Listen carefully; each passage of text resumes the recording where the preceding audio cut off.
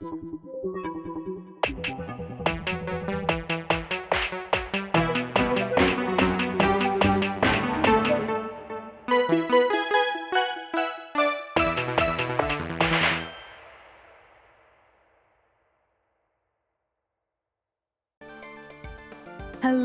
mis cielitos, and welcome back.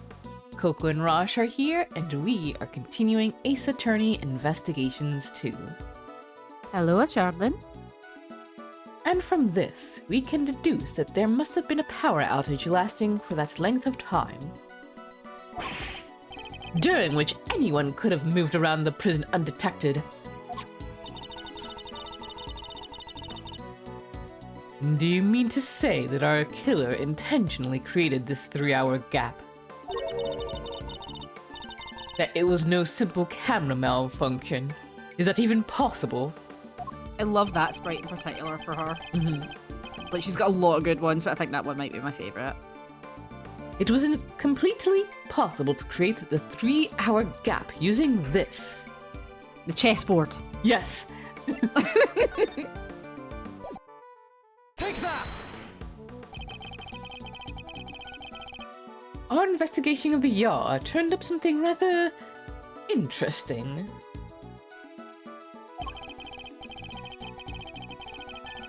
A panel of breakers, one which can be used to cut the power to the security cameras. We also learned that the door to the power room may have been opened at around the time of the murder. What?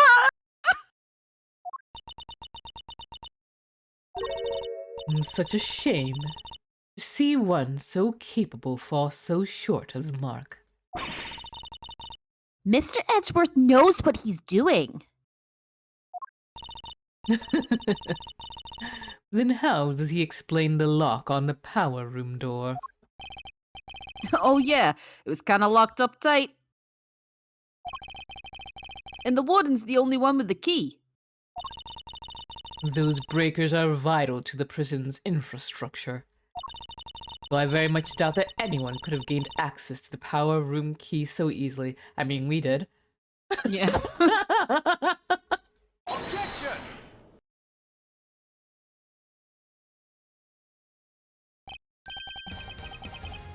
No, but one person could have. I beg your pardon. That person, the killer, had easy access to it, in fact. And what's more, their position here is such that nobody would dare question them. Objection! What? There wasn't like that. The breaker to the electric fence is in there. They would have been questioned in an instant. There's only one person who meets that criteria. I can hardly believe it myself, but I have to follow where the logic leads. I love evil women. I support women's wrongs.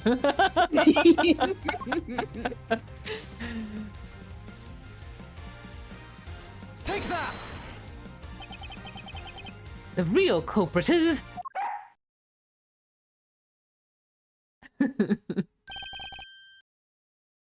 Warden Lagarde.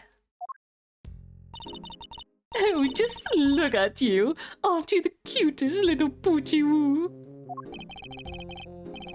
He's not just a pretty face. Missel also has quite the nose for sweet things.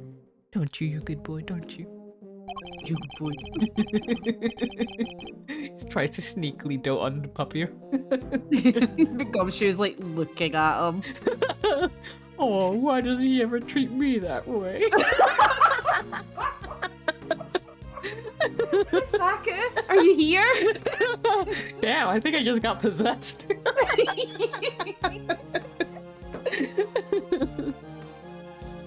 It seems he's smelling something very sweet indeed. And it's coming from you. Oh, darling, you're making me blush. I'm not even wearing perfume. Then perhaps it is the sweet stench of death. You're a regular poet, aren't you? I had no idea. But if I didn't know better, I'd almost thinking you were calling moi the killer. That is precisely what I'm calling you. What? Warden Lagarde is the killer. Mr. Edgeworth, do you realize what you're saying? Oh, such a naughty boy. How could you suspect me? I'm the one in charge around here. It's like we're in a murder mystery, aren't we? And equally far-fetched. This is preposterous. Hold it! Sadly, it is not, although I can hardly believe it myself. But this is where the evidence points, and we must trust in the evidence. The piece of evidence that proves that Warden Lagarde is the killer. Cookie. I mean, it's the sweet smell, right? Yeah, I'm just, what would it be this one mentions, oh no, it doesn't mention the sweet smell. Isn't it the body? The body's the one that mentions the sweet smell? Yes, okay. Yeah. Take that! Your scent betrays you, Warden. And here's your accuser. The police dog. Smarter than Eustace. We had him track a sweet scent that was lingering around Knight's body back when it was first found.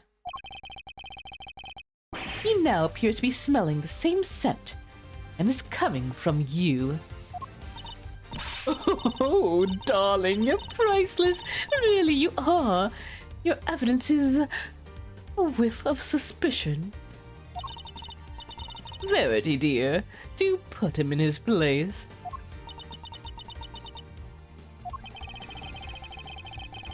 It seems Judge Cavell may have reached a similar conclusion to myself. You believe this to be no mere coincidence, Mr. Edgeworth? I do. After all, she had the key, and the scent found lingering on the body is hers as well. Were it just one or the other, we might be able to brush it off as coincidence. However... Indeed. Then it seems the conclusion approaches. Perhaps we should hear what the warden has to say for herself. We should, and when we have, this case will finally be at an end. You're all being simply awful! Stop looking at me like that! Me? A killer? How could I possibly do such a thing?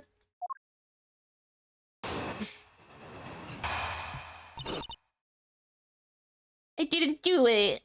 It was me. Ew, Mom, you're being mean! Verity told me everything she knows about the case, sweetie.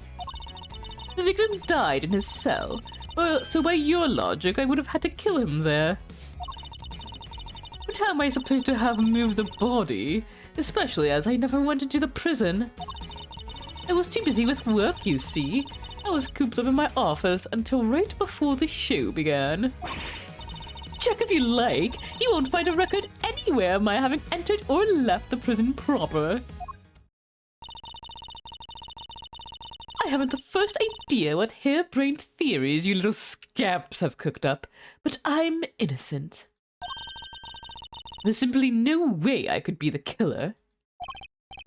Give me a break. Missile doesn't lie. Don't make it hard on everyone and just come clean.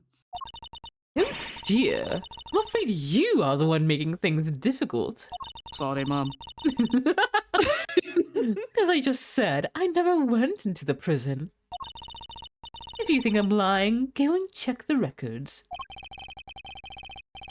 She clearly wants us to check those records, which means they won't help us. We'll just have to find another way of getting the truth out of her. Please, Mr. Edgeworth, stop being a big silly. You've made a boo-boo and you know it. You do it. Verity told me everything. She knows about the case, sweetie. Hold it! Judge Gavel told you everything. Are you... girlfriends? Thick as thieves, darling. Why do you ask? Are you jealous? A little bit. Jealous? Of what?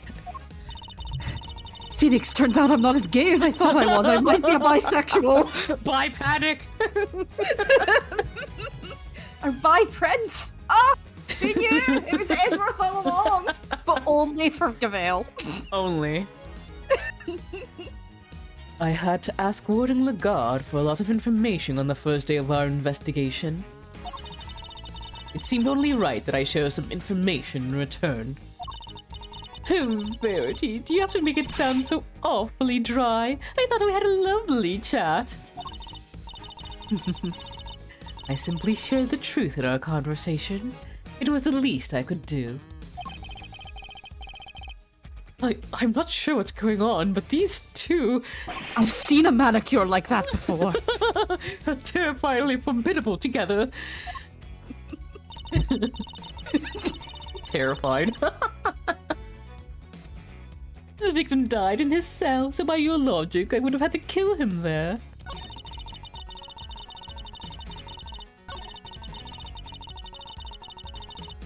Hold it! The murder took place in his cell. You seem very happy to accept that. And why wouldn't I be? It seems the most likely place for it to have happened without drawing attention. And besides, they found Knight's blood in his cell. Yes, but that was from being struck by Mr. Calcerato. Why, you didn't tell her that, I suppose. I take it there's been no testimony to the contrary. What does it matter? Knight being killed in his cell doesn't go against any of the facts anyway. But how am I supposed to have moved the body, especially as I never went into the prison? Hold it! Do you have any evidence that you didn't enter the prison? Please, darling, let me finish. I was too busy with work, you see. I was cooped up in my office until right before the show began. Hold it!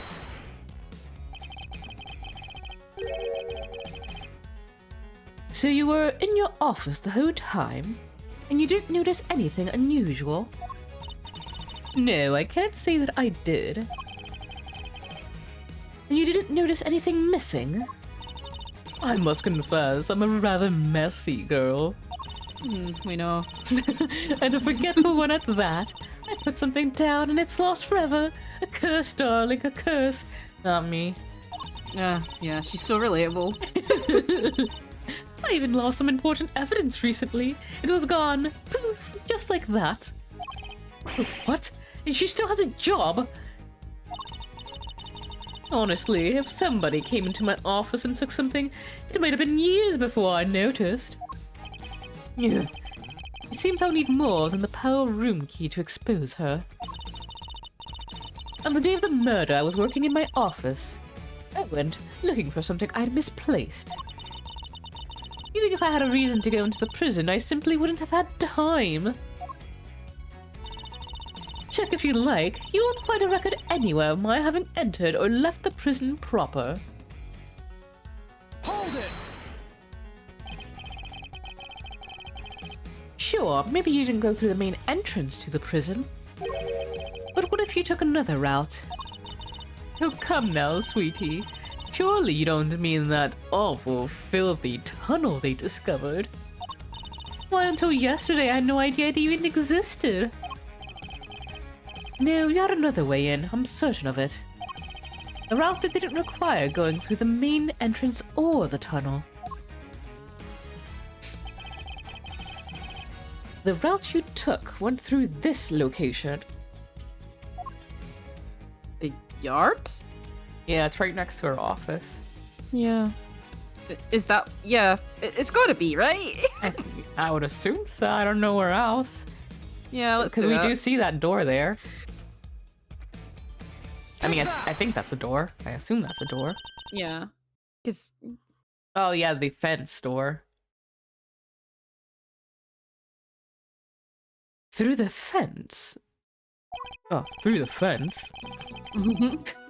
Warden, you took Knight from his cell and brought him to your office. Which happens to be connected to the yard. If you had a way through the fence, then you would have been able to circumvent both the entrance and the tunnel. A gold star for creativity, darling. And how would I have gotten through the fence, The extremely high fence topped with razor wire with thousands of volts of electricity going through it. yeah, how's she supposed to have gotten through that?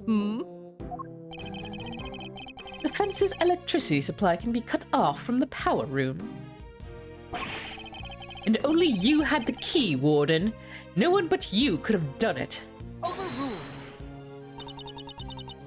Utterly ridiculous. The power room is on the prison side of the yard. Warden Lagarde was on the detention center side. How would she have even reached the power room? Exactly, Verity, darling. Well, clever puss, you've dug yourself a real hole now.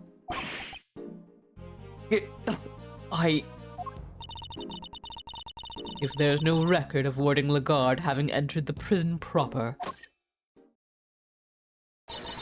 then the idea that she could have shut off the fence by using the breaker is out of the question. But there must be some way she could have done it. Take a deep breath, big guy. Lose your cool, and you've lost everything. But I don't find a solution. She might still wriggle out of this. Hey, I said take a deep breath, not freak out and completely lose your cool. There's nothing to be gained by banging your head against the same wall, yeah? No matter how you look at it, Warden Lagarde couldn't have done it alone. Please stop tickling me. Objection! How rude.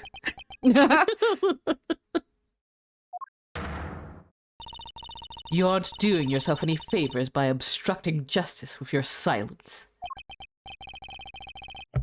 That was a reflexive objection. But now that I've yelled it, if I don't come up with an answer, it's all over. She had an accomplice? Yeah. I have one more thing to add, if you'll permit me. Something that explains how the warden could have shut off the breaker from the wrong side of the fence. Yes, because it's not as impossible as it seems. What enabled her to shut off the breaker? It's gotta be an accomplice, right? Yes. She couldn't have done it alone, but what if she wasn't alone? It was the fox. Oh, now we're talking. Way to flex the old grey medic, you know? I believe that Warden Lagarde had an accomplice. Overruled. Enough. You disappoint me, Mr. Edgeworth. What do you mean? Mr. Edgeworth said nothing wrong.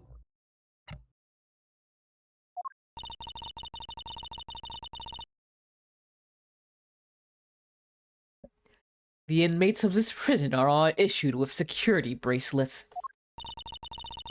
The ones that raise the alarm if people go where they're not supposed to. Ah! I see that you have realized your error, and we are, of course, within the prison grounds. But so it was broken, wasn't it? Yep, Yeah. where not only are the bracelets worn, but even the guards surveil each other for signs of wrongdoing. And despite all that, no one noticed Mr. Castrado's escape. The only ones who are free to roam are the animals. They most certainly could not have operated the breaker. I don't know, man, that rabbit looks pretty evil. You could see it in its beady little eyes. No, no, so our accomplice must be human. Overruled. Then who did it, given that it cannot have been a prisoner or a guard? Objection! I wouldn't be so quick to rule that out either, Your Honor. The fact is, there's one person, someone whose movements weren't restricted. And I have just the evidence to show who that free roaming person is. Take that! This is one of the prisoner's bracelets. Indeed, a broken bracelet belonging to a certain self-proclaimed model prisoner. What do you mean? And who is this prisoner?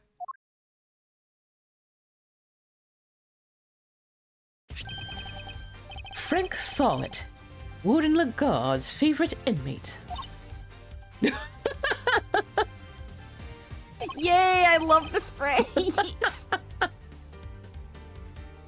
It's strange, isn't it, Warden? And he was able to keep his broken bracelet hidden and wander freely around the prison all the while.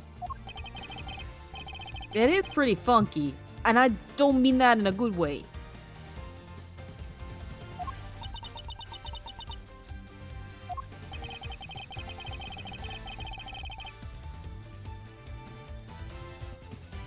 It couldn't be the case that he was permitted some sort of special leeway, could it? Although you are in the habit of giving such leeway to certain others, Bodhidharma Canis, for example.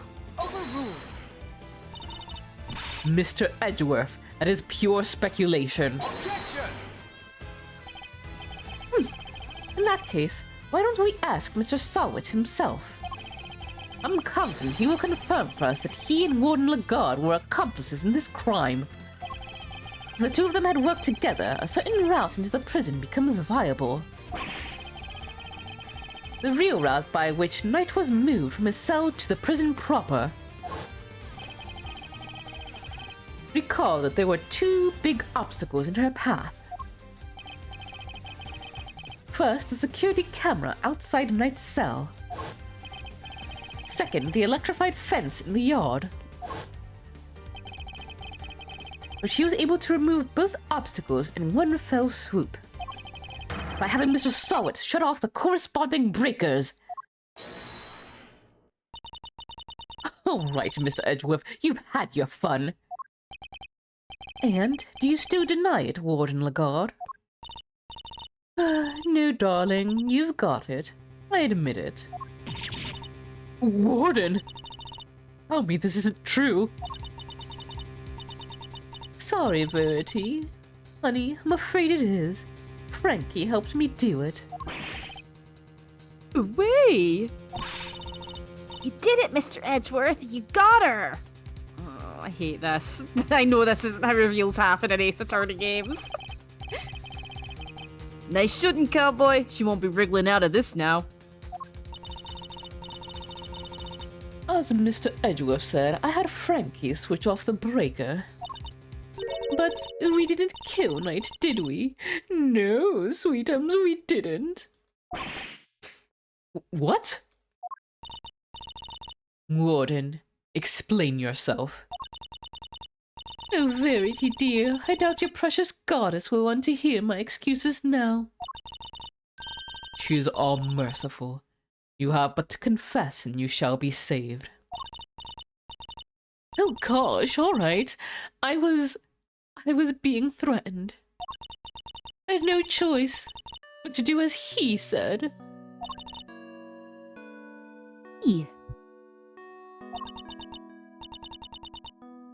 Bodhidharma Canis, that awful assassin. Canis? How long has it been since that awful man came here to my beautiful prison? I'll never forget the day he arrived.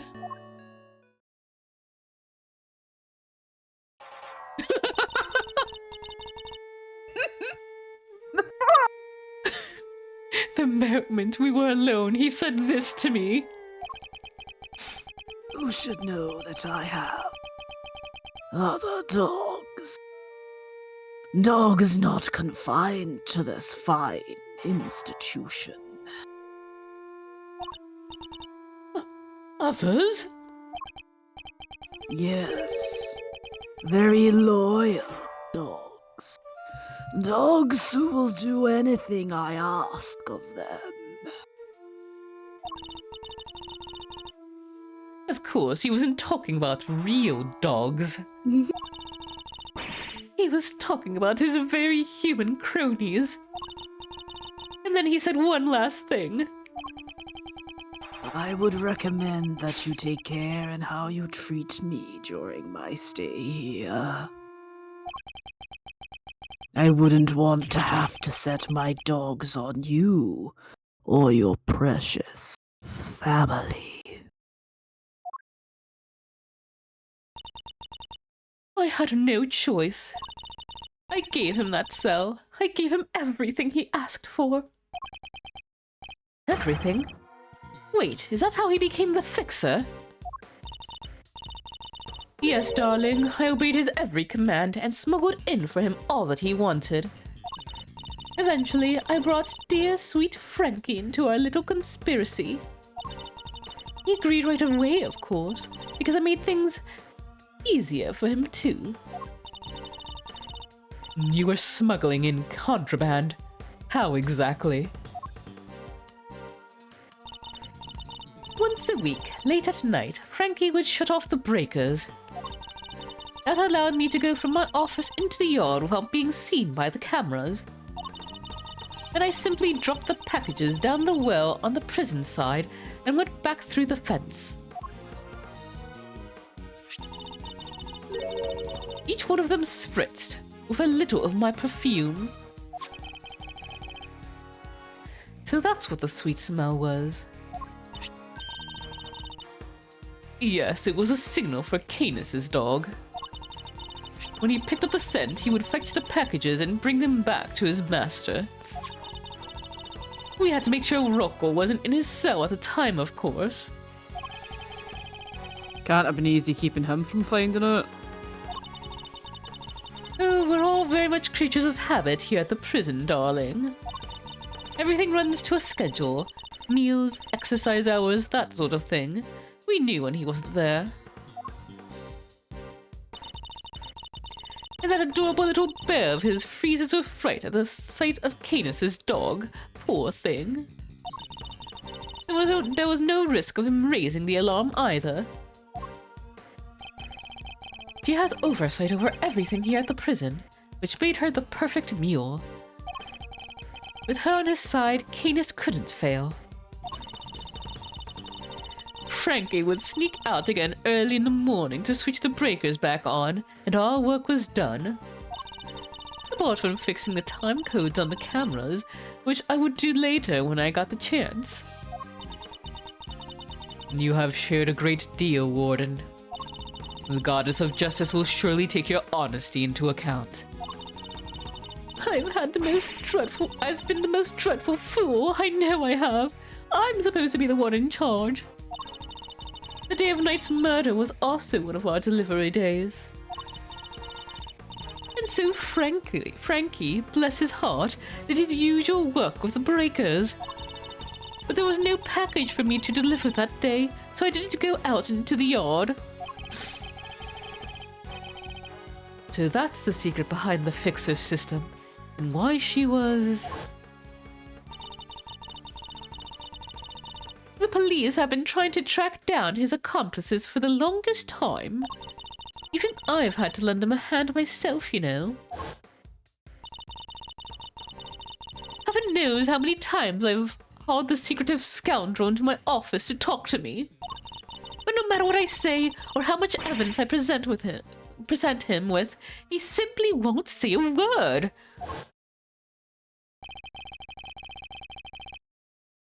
That's why you were interrogating Mr. Canis over and over. Exactly. Exactly. I was trying to track down those horrible hench people of his. I borrowed everything the police had on that rotten scoundrel. I watched his every move, intercepted every letter he wrote. His letters? And I suppose she must know about his correspondence chess games too. But no matter what I did, I couldn't turn up any clues as to who his underlings were. Living in fear like this, it's... Oh, you can't comprehend it. Yeah, no, he grew up on karma. As you have just heard for yourself, Mr. Edgeworth. The words of Warden Lagarde's confessions have cleansed her of all suspicion. Surely there is no need to hound her any longer. Has she really been cleared of all suspicion, though? Or is there more about her to uncover? There's your yes, no. And with that, we will end this episode right here. Thank you all for joining us. Have a wonderful time zone wherever you are, and as always, please do take care of yourselves and each other. Toodaloo-hoo! Cheery.